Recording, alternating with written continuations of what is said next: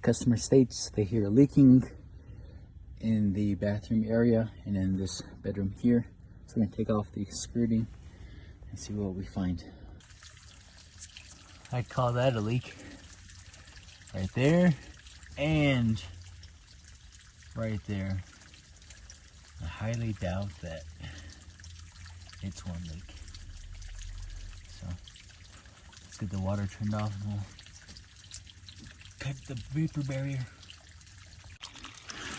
So here, it looks like it's been leaking for quite a while because it started to form a small channel.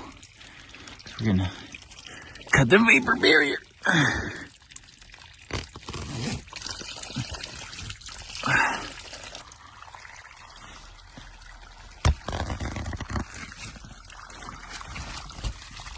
This insulation's all wet.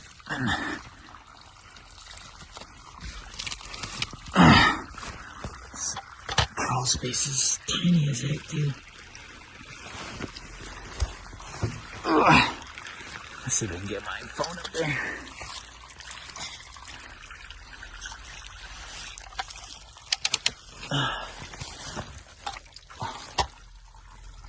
Turn on this.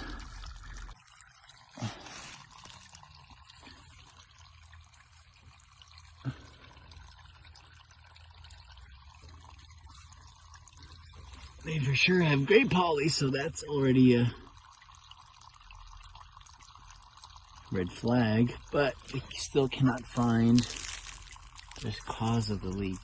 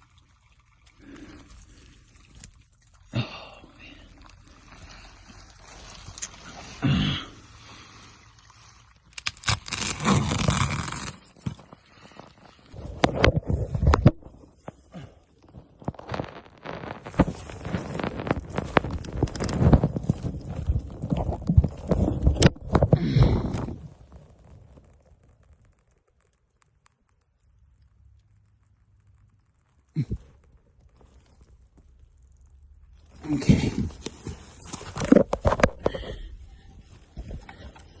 So I can't see where it's leaking from immediately, but so I'm gonna turn the water back on just to see where it's coming from. Okay, I've got the water back on. We're gonna stick my head up again.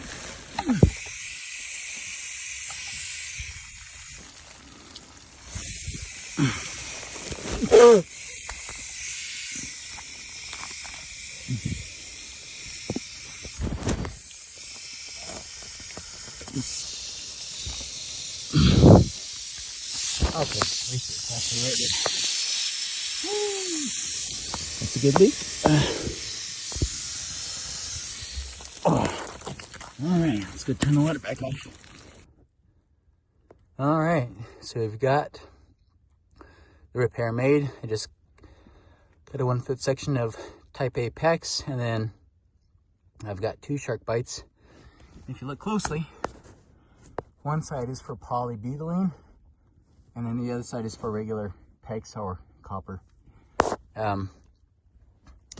Now, quick tip. There's a difference between one side and the other, and the gray polybutylene actually has a smaller outer diameter than type A PEX or copper. So they make specific shark bite couplings for these applications, and it's holding. All right, so this is the culprit there. just split. If you know you've got gray poly in your house, call your local plumber, or if you're here in Farmington, call us at M&R Service.